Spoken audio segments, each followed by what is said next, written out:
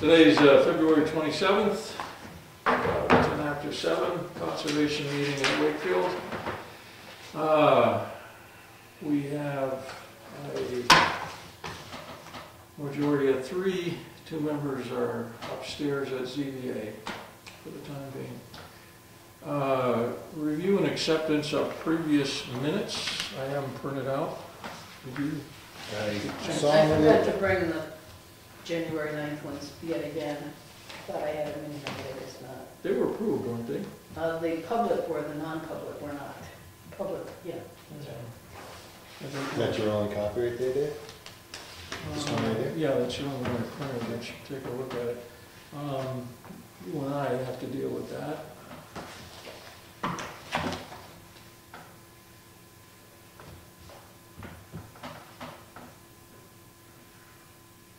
I always thought it made sense to have the minutes at the beginning, because you can see where you were at the last meeting. It refreshes your memory. Sure. Yeah, and then you begin, because a lot of, like planning board, they always do it at the end.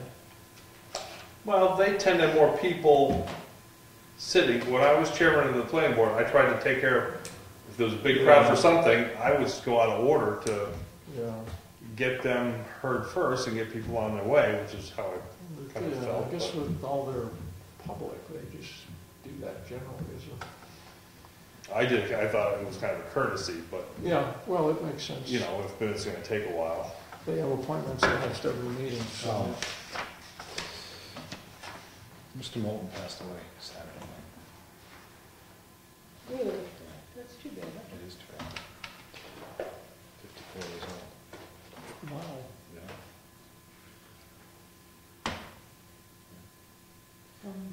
Do you know the reason? Just off Morrison Road, Yeah. right in the road. Yeah. I'm not sure of the reason yet. I've been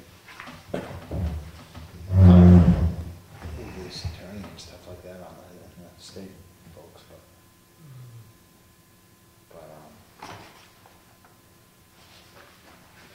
You'll never finish that fight.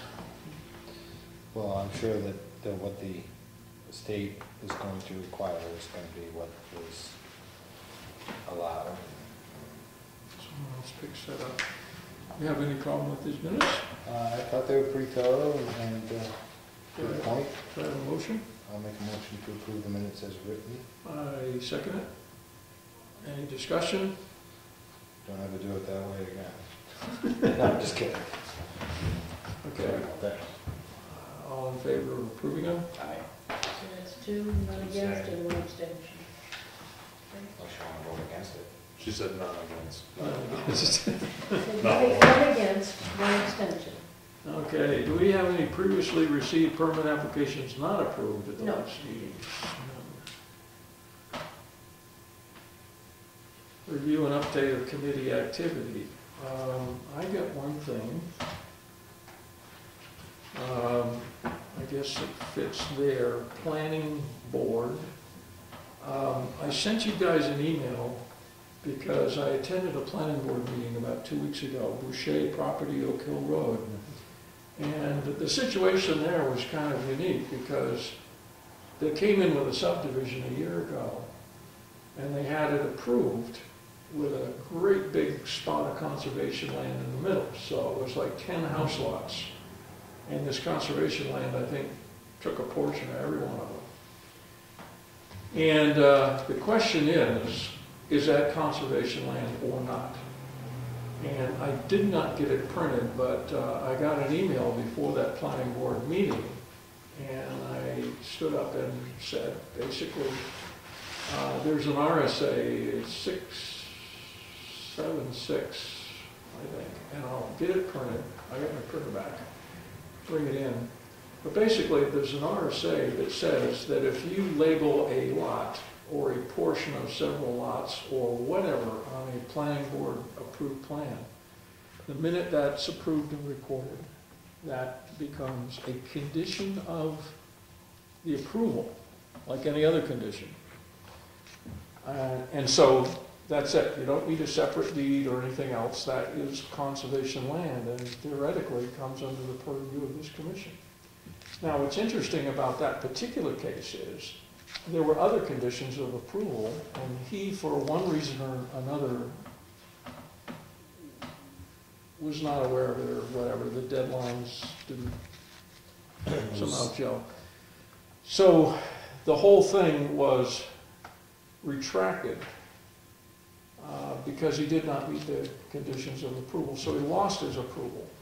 So he came in and got it approved again, exactly the same way it was in the beginning. It was like a 12-minute hearing.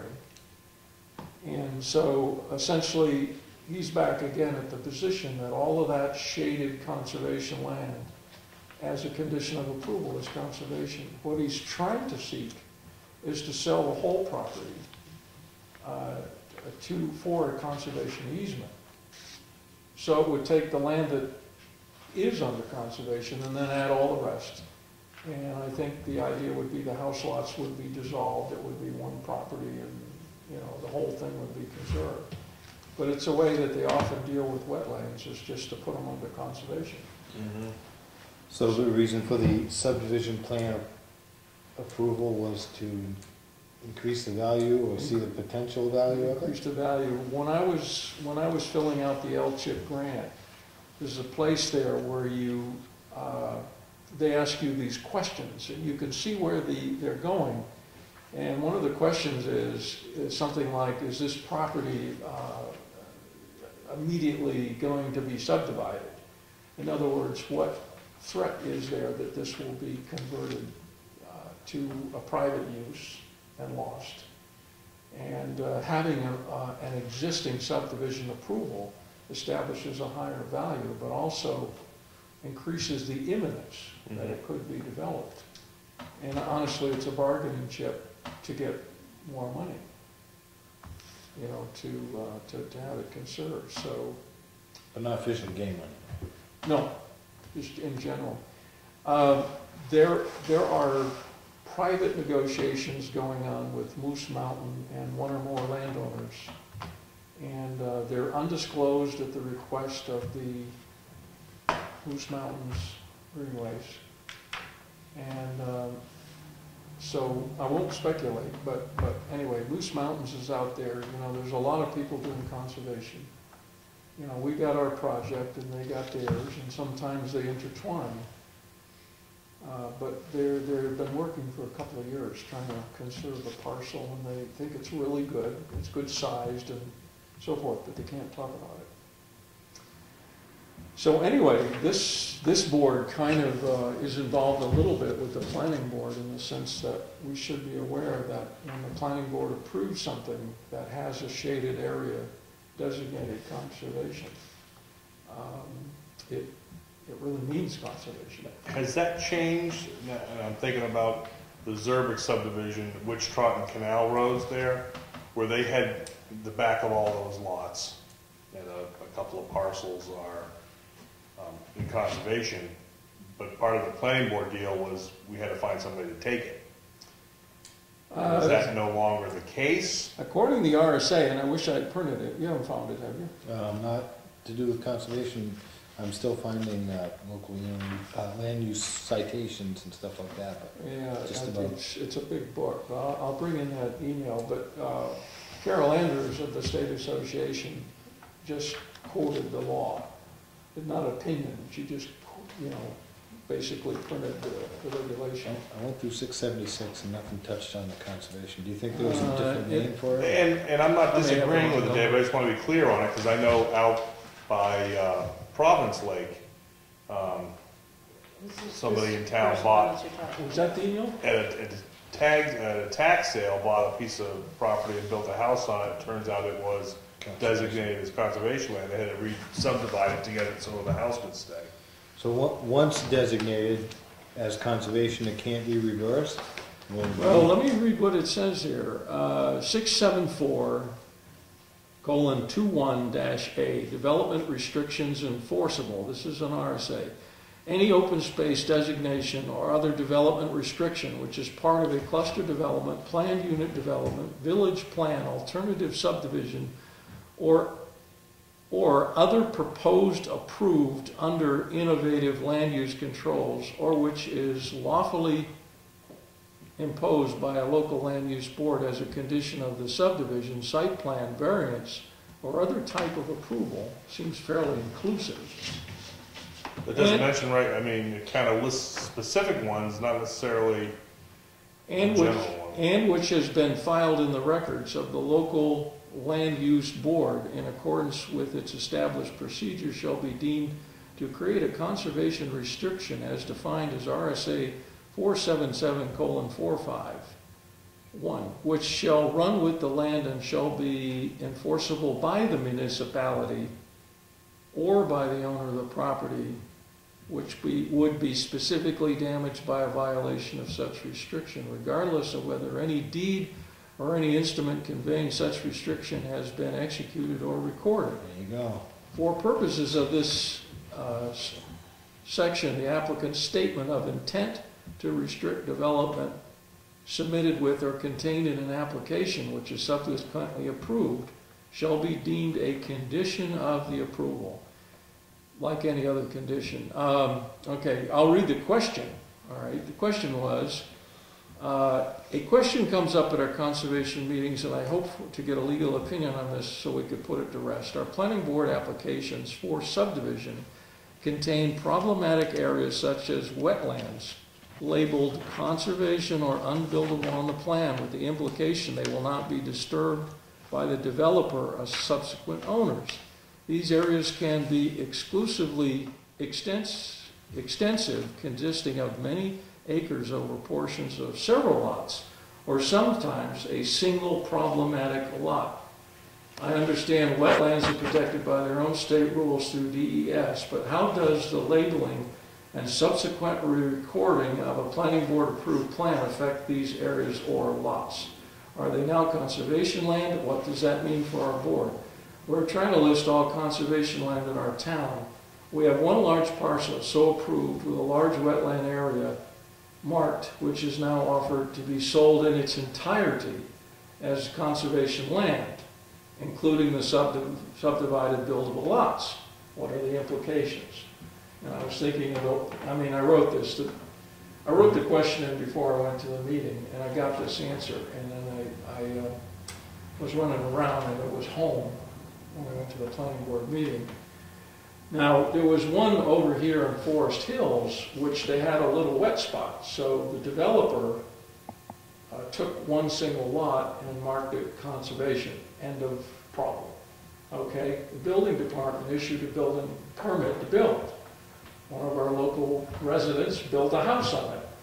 He goes to get a certificate of occupancy, and somebody says, whoops, whoops, you know.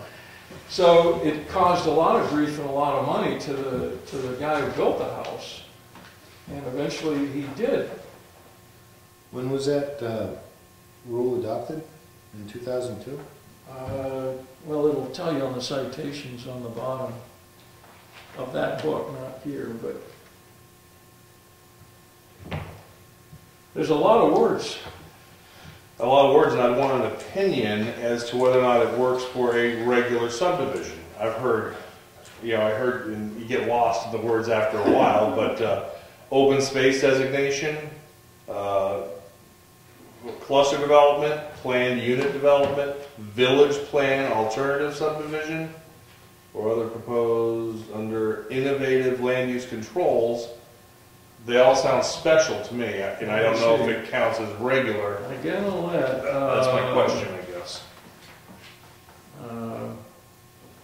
But the reason I mention that is because sometimes you get, like instead of 5 acres, you only have to do 1 acre as long as there's a certain amount going into conservation, and then that should be protected if there was a trade. The problem is they keep using ors when it says approved under innovative land use controls, or which is lawfully imposed by a land use board as a condition, variance, or other type of approval. So maybe it's all inclusive. Why did it list all those special? If it was every subdivision, why didn't they just say all? Planning board approved subdivisions. Why did they list out all these special ones? Well, to even make it more confusing, Oh, good. even to make it more confusing, our board has adopted the idea that if it's a certain slope, you know, if you have a level lot, let's say 5 acres, and the back goes up and it has a high slope, well, that's termed unbuildable. That's not uncommon. And if you're doing a subdivision, let's say you had 5 lots and they all had that unbuildable land, if they say unbuildable, but they don't use the word conservation, you know. And Unproductive land? Unproductive land? no, well, this is aimed at the word conservation. So, I mean, you could designate land in different ways. Conservation would be one, but I don't know, the developers, you know, if they got a problematic area, they just, oh, that's conservation. Now, that did not happen on Tom Doobie's subdivision he did down on 153. What he suggested, see the back side of that bog. Across the stream that kind of bisected some of the lots on the back side. So you'd have to walk across the water to get to the other end of your lot. So he didn't put that all in conservation. He said there'd be some kind of a passageway easement on it.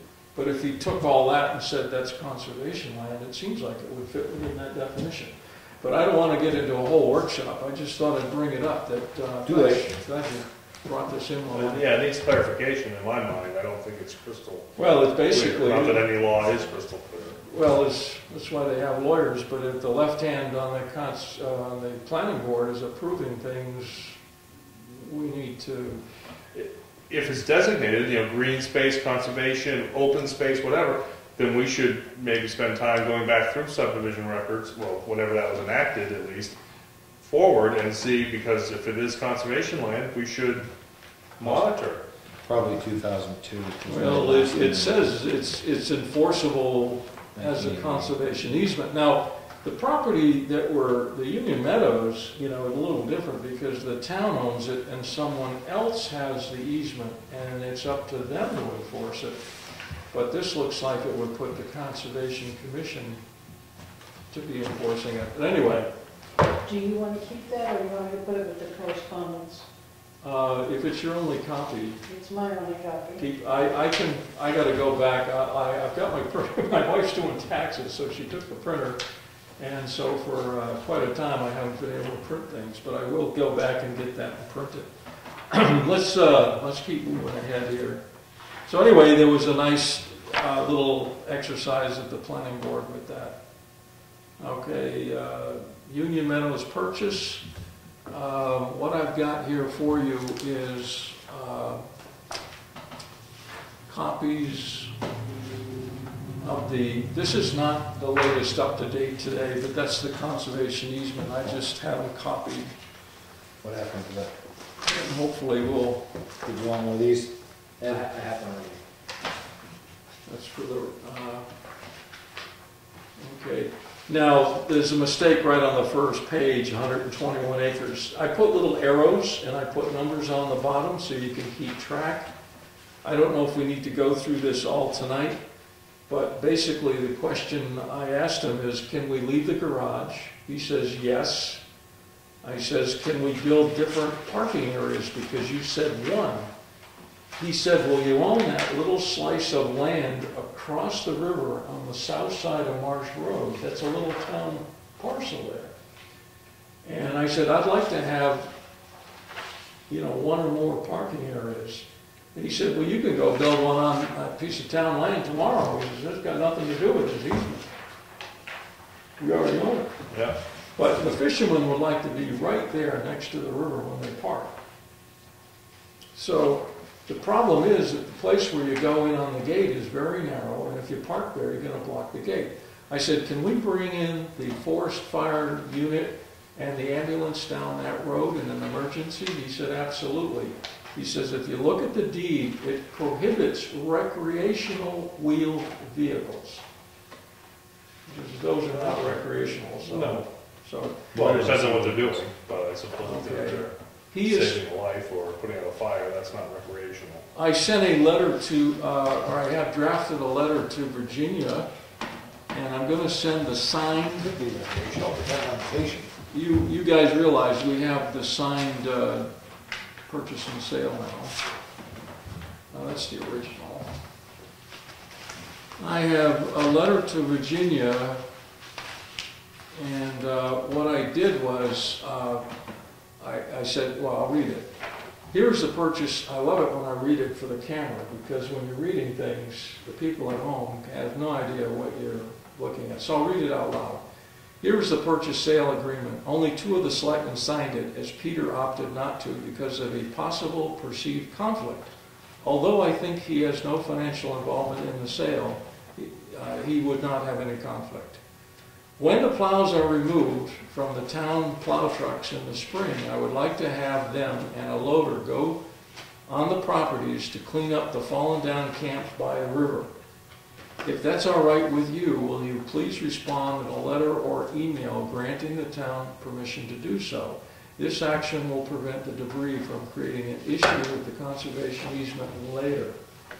If we go in on when the trucks are clear, like in May, if we could make a little work day and go in there, whoever's available with a chainsaw or whatnot, we drive it on the road and pick up this camp. I emailed pictures of it. I can email you a picture of it. I saw it. I got it. Oh, you? Yeah.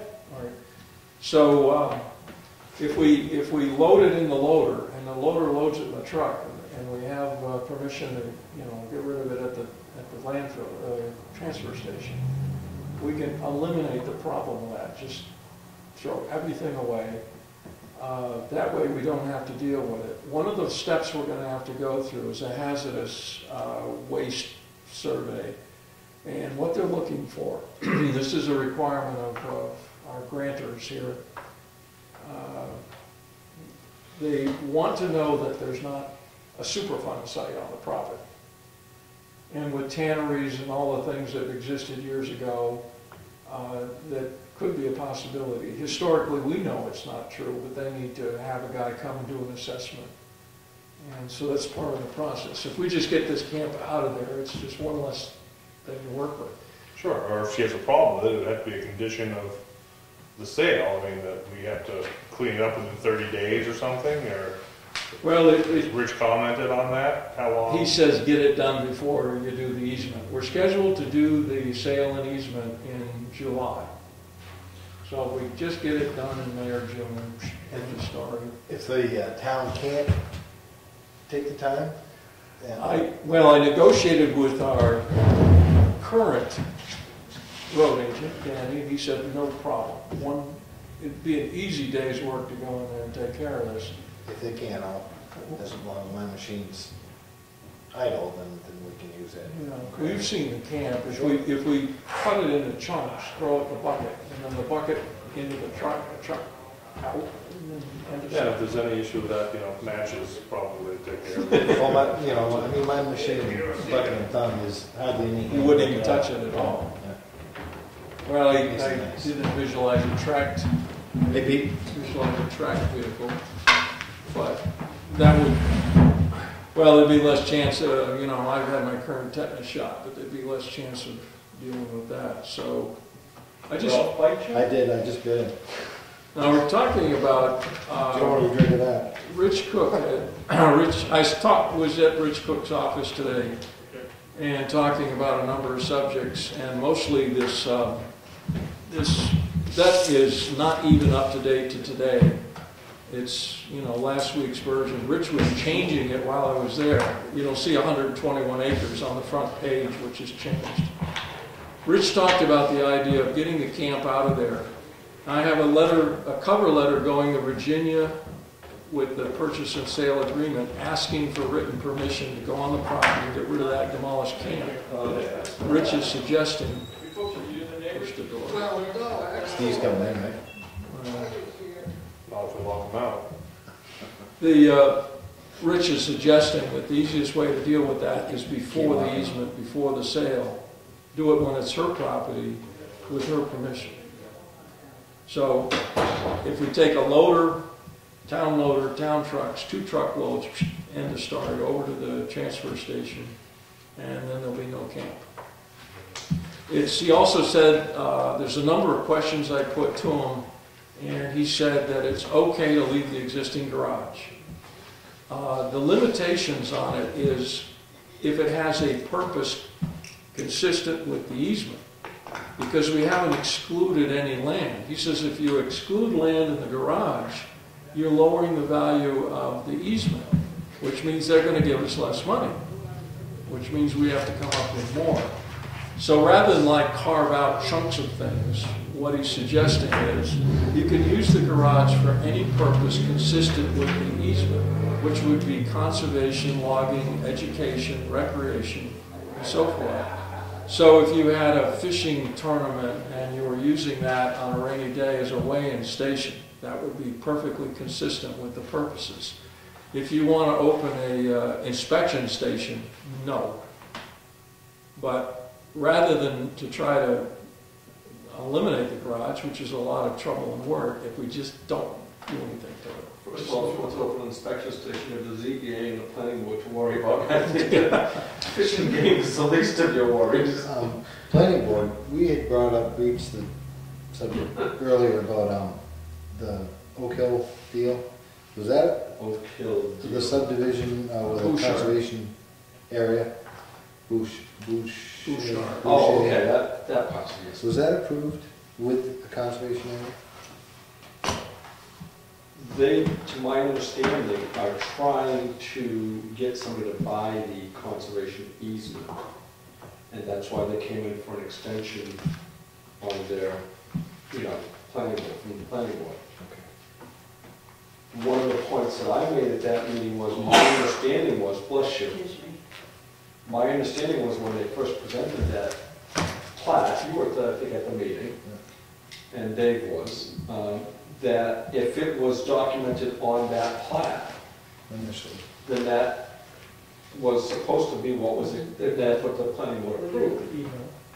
And I'm hoping that there could be no changes to that unless they had to come back before. I saw the email, You Dave. saw the email. That they would not be able to come back, they'd have to come back if they wanted to alter any of that area. That's what, Dave, you heard me call that out at the meeting, I mean, because I wanted that. Well, I emailed, I left the printed email at home that night, but Ralph was just trying to look it up, that it basically says that that conservation area is a condition. Right.